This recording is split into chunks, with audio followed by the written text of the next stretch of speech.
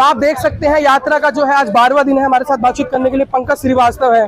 प्रधानमंत्री शेर की बात कर ले, चीता की बात, अरे मोदी जी अगर बात करते हैं, अगर मोदी जी वादे के सच्चे होते, मोदी जी के भी बच्चे होते। और निश्चित तौर पर मोदी जी तोता और मोर से थोड़ा ना खेलते हैं, ये उम्र उनको पोता पोती में नाती में खेलने का था। दुर्भाग्य है मोदी जी का और देश का, जो मोदी जी जैसे निसंतान प्रधानमंत्री होने के कारण। आपने रामायण देखी होगी, रामायण में महर्षि वशिष्ठ ने कहा निसंतान आदमी लोक कल्याण की बातें नहीं करेगा।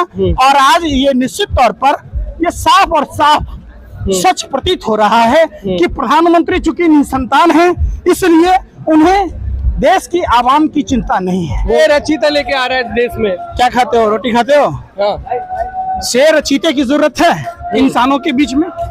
आप समझो, शेर चीता आदमखोर होता है और खुद प्रधानमंत्री अपने आप को शेर कहते हैं। शेर और चीते की काम जंगलों में है, जहाँ लोग रिहाइश में रहते हैं, तो लोगों को रोटी कपड़ा और मकान की जरूरत है, एजुकेशन की जरूरत है, हेल्थ की जरूरत है। तो बात प्रधानमंत्री को वो करना चाहिए। अमृत महोत्सव काल में मातृशक्ति को खुले आसमान में बच्चों को जन्म देना पड़ा, क्या इस प्रधानमंत्री को शर्म नहीं है? इतने बेशरम और निष्ठुर हैं कि प्रधानमंत्री आवास के चंद कदमों की दूरी पर अगर आपके घर की माँ बहन बेटियों को खुले आसमान में बच्चों को जन्म देना पड़े, तो क्या आपको डूब मरने की जरूरत नहीं है? आप बताओ, क्या हमारे देश के बच्चे जो यूक्रेन पढ़ने गए और उनका दाखिला देश में नहीं हो रहा है, क्या प्रधानमंत्री जी के बच्चे होते? अगर प्रधानमंत्री जी के बच्चों के साथ ऐसा होता तो क्या प्रधानमंत्री जी को अफसोस नहीं होता? आप भी किसी न किसी के घर के बच्चे हैं। आप बताओ, आपको पढ़ाई से वंचित किया जा रहा है, फिर भी प्रधानमंत्री जी कभी मोर की बात कहते, कभी तोता की बात कहते, कभी शेर की बात कहते, कभी चीते की बात कहते हैं गधों से प्रेरणा लेता हूँ। तो जब प्रधानमंत्री गधे से प्रेरणा लेंगे तो ऐसा ही गधे वाला एक्टिविटी होगा ना, जैसी संगति होगी वैसा ही परिणाम होगा। सीधी सी बात। तो कह रही है 74 साल में ऐसा हुआ है जो पहले कभी नहीं हुआ, मोदी आए और चीता ले आए। अंजना ने बिल्कुल सही कहा कि 74 साल में पहली बार हुआ कि आम इंसान के मुंह से निवाला छीना जा रहा है और चीते और शेर की बात की जा रही है। जो शेर और चीता आदमखोर होता है, इंसान के जीने के लिए राशन की जरूरत है, भाषण की जरूरत नहीं है। इंसान के लिए शिक्षा की जरूरत है, स्वास्थ्य की जरूरत है, रोजगार की जरूरत है। आज देख लीजिए, पूरे देश में 60 से 70% ऐसे लोग हैं जिनके पास नौकरियां नहीं है। आप 20 से 24 साल के उम्र के जो बच्चे हैं देश में, 42% ऐसे युवा हैं जो रोजगार के लिए भटक रहे हैं। और प्रधानमंत्री बात क्या कर, जब चाइना ने उत्तराखंड के अंदर घुसकर पुल तोड़ दिया, तब प्रधानमंत्री चाइना का चौ क्यों नहीं बोल पाते?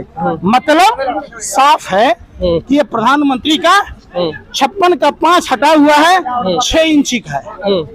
अच्छा, आपके भी देखा पैरों में बड़े बड़े छाले पड़ गए हैं। वो दूसरी तरफ वो कह रहे हैं कि जो है एसी कंटेनर में चल रहे हैं। देखिए, चोर मचाए शोर, ये भाजपा आरएसएस पूरी कुकर्मियों की टोली है। देश में जितने भी कुकर्म करने वाले लोग हैं भाजपा आरएसएस में है। आप देखिएगा, चकला घर चलाने वाला भाजपा का नेता मिलेगा, मेघालय का प्रदेश उपाध्यक्ष, हथियारों का सप्लायर तारिक भारतीय जनता पार्टी में मिलेगा, भारत की खुफिया जानकारी पाकिस्तान को देने वाला कैलाश विजयवर्गीय का राइट हैंड ध्रुव सक्सेना उसमें मिलेगा। शारदा नारदा की बात हो रही थी, जो गरीब आदमी पेट काटकर 2 रुपया 4 रुपया जमा किया था, उस पैसों पर डकैती डालने वाला भारतीय जनता पार्टी में आसाम का मुख्यमंत्री और बंगाल का नेता प्रतिपक्ष। प्रधानमंत्री जवाब दें। प्रधानमंत्री जिस राम और कृष्ण की बात कहते हैं, राम और कृष्ण ये नहीं कहते कि राम नाम रटना पराया माल अपना। ये लोग धर्म का नाम पर डकैती करने वाले लोग हैं, लूट मचाने वाले लोग हैं। अगर प्रधानमंत्री की निर्लज्जता साफ प्रकट होती है, अगर प्रधानमंत्री निर्लज नहीं होते तो शुभेंदु अधिकारी और असम के मुख्यमंत्री को जेल में डाला होता। लेकिन वो तो आपको कह रहे हैं, आप कह रहे हैं उन्होंने लूटा, आप वो कह रहे हैं कि आपने कांग्रेस ने लूटा देश को 70 साल में। एयर इंडिया बिका था। अरे मैं पूछ रहा हूँ, जब सब कुछ गलत तरीके से हो रहा था, घोटाला हो रहा था, तब एयर इंडिया ने ना बिका था। तब रेल बिकने की नौबत नहीं ना आई थी, तब सेल भेल बिकने की नौबत नहीं ना आई थी, तब बैंक नहीं ना डूब रहे थे।